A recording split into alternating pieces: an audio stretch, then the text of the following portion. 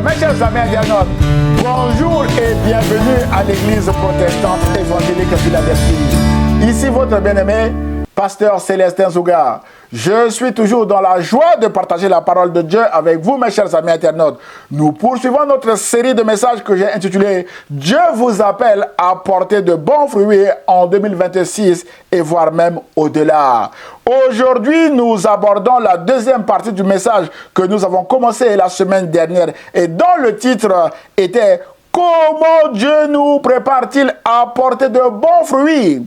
Frères et sœurs, à cette question, nous avons répondu que de la même manière que le vigneron émonde les sarments, Dieu nous émonde également afin que nous portions de bons fruits. Et nous avons vu que Dieu est un vigneron qui a plusieurs outils pour émonder ses enfants afin qu'ils portent beaucoup de fruits. Par exemple, Dieu a utilisé le sacrifice d'Isaac pour émonder Abraham et pour lui montrer qu'il est le Dieu de la providence, le Dieu pourvoyeur ou encore Jéhovah Jireh ou Adonai Jireh, qui veut dire le Seigneur pourvoira. À la fin de cette épreuve, Abraham était devenu l'ami de Dieu.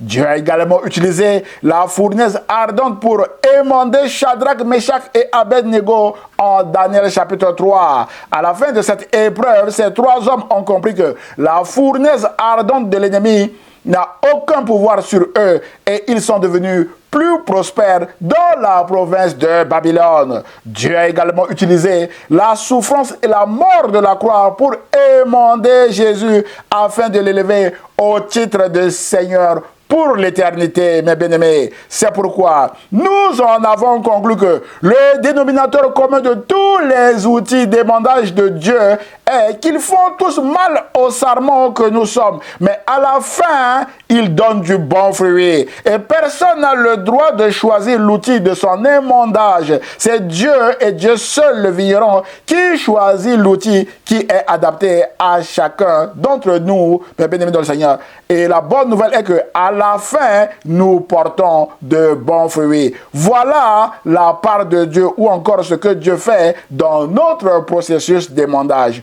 Ce message est encore disponible en ligne. Je vous recommande de le regarder afin de bien comprendre la suite que nous allons voir maintenant avec une nouvelle question. Quelle est notre part dans notre processus d'émondage ou encore que devons-nous faire afin de porter de bons fruits en 2026 et au-delà, mes chers amis internautes? C'est le titre de notre message d'aujourd'hui. Notre texte de base est toujours en Jean chapitre 15, versets 1 à 8, où Jésus dit à ses disciples que « Je suis le vrai cep et mon Père est le vigneron. Tout sarment qui est en moi et qui ne porte pas de fruits, il le retranche. Et tout sarment qui porte du fruit, il l'émonde afin qu'il porte encore plus de fruits.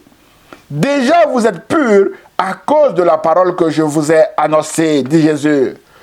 Demeurez en moi et je demeurerai en vous. Comme le sarment ne peut de lui-même porter du fruit s'il ne demeure attaché au cep, ainsi vous ne le pouvez non plus si vous ne demeurez en moi.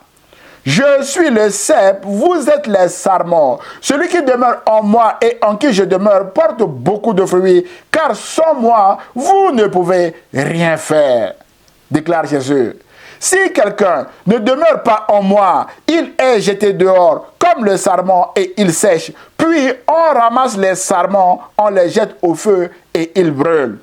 Si vous demeurez en moi et que mes paroles demeurent en vous, demandez ce que vous voudrez et cela vous sera accordé. Si vous portez beaucoup de fruits, c'est ainsi que mon Père sera glorifié et que vous serez mes disciples, déclare Jésus. Frères et sœurs, mes chers amis internautes, dans cet extrait de texte d'au revoir de Jésus à ses disciples, parce qu'il avait annoncé son départ vers son Père en Jean chapitre 14, que je vous invite à lire chez vous, Jésus utilise au moins 9 fois le verbe demeurer. C'est une forme d'insistance qui a toute sa place dans un discours d'adieu. Autrement dit, Jésus était en train de dire à ses disciples que je m'en vais certainement vers mon Père parce qu'il vous est avantageux pour vous, mes disciples, que je m'en aille, car si je ne m'en vais pas, le consolateur ne viendra pas vers vous. Mais si je m'en vais, je vous l'enverrai. Et quand il sera venu, il convaincra le monde en ce qui concerne le péché, la justice et le jugement. D'après Jean, chapitre 16, verset 7, qui est la suite de ce discours. Mais quand je m'en serai allé, demeurez en moi, insiste Jésus auprès de ses disciples. Autrement dit, ne coupez pas le lien avec moi parce que je suis le cep, vous êtes les sarments. Celui qui demeure en moi et en qui je demeure porte beaucoup de fruits, car sans moi, vous ne pouvez rien faire. D'après Jean chapitre 15, verset 5. Mon frère, ma soeur, à notre célèbre question du jour qui est « Que devons-nous faire afin de porter de bons fruits en 2026 ?» Nous répondons que nous avons l'obligation de demeurer en Jésus, car sans lui, nous ne pouvons rien faire. Et Jésus précise en Jean chapitre 15, verset 6 que si quelqu'un ne demeure pas en moi, il est jeté dehors comme le sarment et il sèche. Puis on ramasse les sarments et on les jette au feu et ils brûlent. Wow! Mon frère, ma soeur, en termes simples, celui qui demeure en Jésus portera du fruit. Malheureusement, celui qui ne demeure pas en Jésus sera jeté dehors dans le feu et il brûlera comme les sarments inutiles. Tout est autour du verbe demeurer. Alors, c'est quoi demeurer, mes chers amis internautes? Point numéro 1, demeurer, c'est de ne pas vous soustraire ou vous retirer de votre processus d'émondage ou de dépouillement qui fait toujours mal. Demeurer, mes bien-aimés, c'est rester avec Jésus, quoi qu'il advienne jusqu'à la fin de votre processus d'émondage. C'est alors que vous verrez la gloire de Dieu au travers des fruits que vous porterez. Mes chers amis internautes, frères et sœurs, nous avons vu que tous les outils d'émondage de Dieu font mal et personne n'aime supporter le mal ou ce qui fait mal. Et le premier réflexe de tout être humain face à ce qui fait mal est de l'éviter, de fuir ou de se soustraire.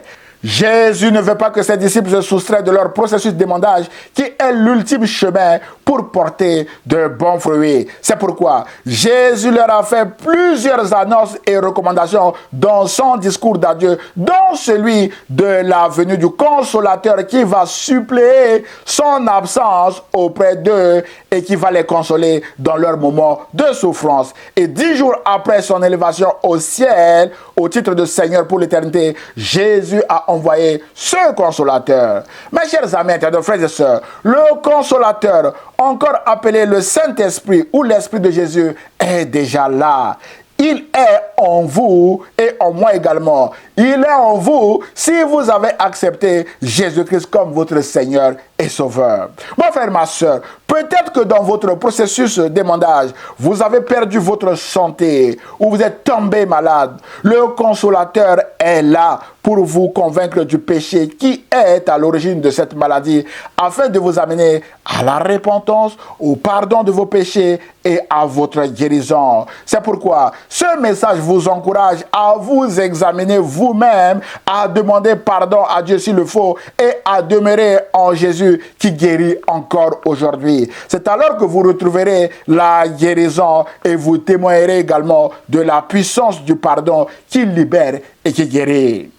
Mon frère, ma soeur, peut-être que cette maladie n'est pas liée à un péché particulier dans votre vie, mais c'est un coup du sort qui vous fait souffrir encore et encore. Notez que le Consolateur est là pour vous consoler, que le malheur arrive souvent au juste. Le malheur atteint souvent le juste, mais l'Éternel l'en délivre toujours. Et le Consolateur veut vous libérer des chaînes de cette maladie afin que vous puissiez témoigner de la grandeur de Jésus autour de vous. C'est pourquoi ce message vous encourage à rester ferme et inébranlable dans votre foi en Jésus qui guérit encore aujourd'hui. C'est alors que vous aurez votre guérison et vous témoignerez que cette maladie vous a permis de grandir aussi dans votre foi en Jésus-Christ.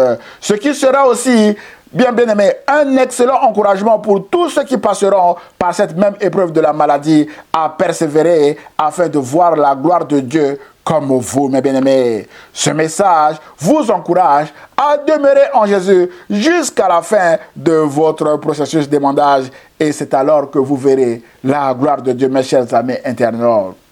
Frères et sœurs, mes chers amis, peut-être que dans votre processus d'émondage, vous avez perdu des choses importantes. Votre mariage, votre contrat de travail, vous avez peut-être quitté votre travail pour suivre Jésus, un marché important, si vous êtes chef d'entreprise, et même votre argent. Rappelez-vous que Jésus a dit en Matthieu chapitre 19, verset 29 que quiconque aura quitté à cause de mon nom ses frères ou ses sœurs, ou son père, ou sa mère, ou sa femme, ou ses enfants, ou ses terres, ou ses maisons, recevra le centuple et héritera la vie éternelle. C'est pourquoi, mon frère, ma soeur, prenez courage et persévérez avec Jésus jusqu'à la fin de votre processus d'émondage et vous verrez la gloire de Dieu au travers des fruits que vous porterez ou votre ministère portera, mes bien-aimés de le Seigneur. Frères et sœurs, mes chers amis internautes, toujours en réponse à notre question, c'est quoi demeurer en Jésus? Point numéro 2, demeurer en Jésus, c'est vivre selon la parole de Dieu, la lire, la méditer et la mettre en pratique et faire sa volonté. Et le fait de vivre selon la parole de Dieu ouvre la porte à l'exaucement de nos prières. Mes chers amis, internautes, frères et sœurs, Jésus a dit à ses disciples en Jean chapitre 15, verset 3 que déjà vous êtes purs à cause de la parole que je vous ai annoncée. Nous y comprenons que la parole de Dieu nous rend purs si nous la mettons en pratique. Rappelons-nous que le péché nous éloigne de la présence de Dieu et bloque nos prières, alors que la parole de Dieu, à travers le sang de Jésus, qui nous offre le pardon de Dieu, qui nous purifie de tout péché, nous rapproche de Dieu et nous aide surtout à demeurer dans la présence de Dieu. C'est pourquoi le psalmiste dit dans son psaume 119, verset 11 que « Je serre ta parole dans mon cœur afin de ne pas pécher contre toi, mon Dieu. » Et ce, afin surtout de demeurer dans la présence de Dieu partout où nous allons. Mais bien-aimés de le Seigneur, nous devons serrer la parole de Dieu dans nos cœurs pour ne pas pécher contre lui, mes bien-aimés. Parce que sa parole est aussi une lampe à nos pieds et une lumière sur nos sentiers. D'après le psaume 119, verset 105. Et c'est cette parole qui doit nous conduire partout dans les voies de Dieu afin que nous puissions luire et porter du fruit, mes chers amis internautes. Frères et sœurs, la parole de Dieu nourrit aussi notre foi, mes bien-aimés de le Seigneur. Et c'est notre foi qui nous aide à tenir ferme et inébranlable dans les mauvais jours. C'est aussi notre foi qui ouvre la porte à l'exaucement de nos prières. Rappelez-vous du nombre de fois que Jésus a dit à ceux qui venaient avec lui avec des sujets divers et variés que ta foi t'a sauvé. Mon frère, ma soeur, ça sera votre foi qui vous sauvera. Ça sera votre foi qui ouvrira la porte à votre exaucement. Autrement dit, la foi sauve et la foi ouvre la porte à l'exaucement de nos prières. C'est pourquoi Jésus a dit en Jean chapitre 15, verset 7 que si vous demeurez en moi et que mes paroles demeurent en vous, demandez ce que vous voudrez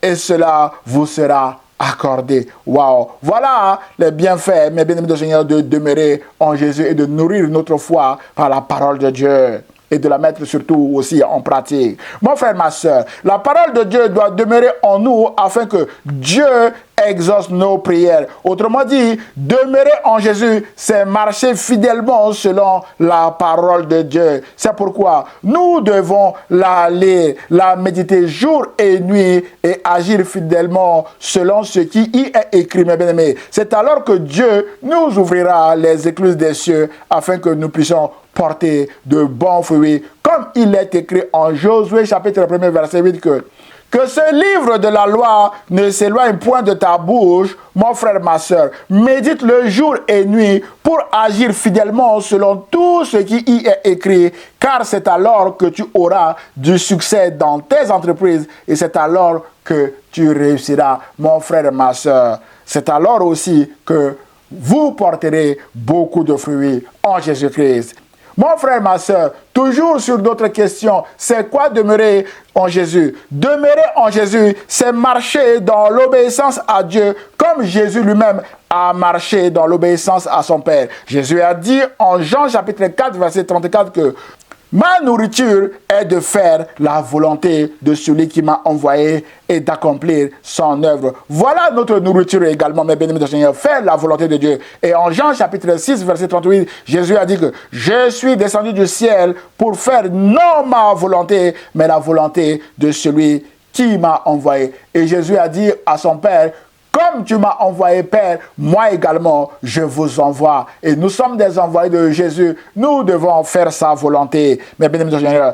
Et pour nous encourager à faire sa volonté, Jésus a dit, dans son sermon sur la montagne, en Matthieu chapitre 7, verset 21, que ceux qui me disent Seigneur, Seigneur, n'entreront pas tous dans le royaume des cieux, mais celui-là seul qui fait la volonté de mon Père qui est dans les cieux.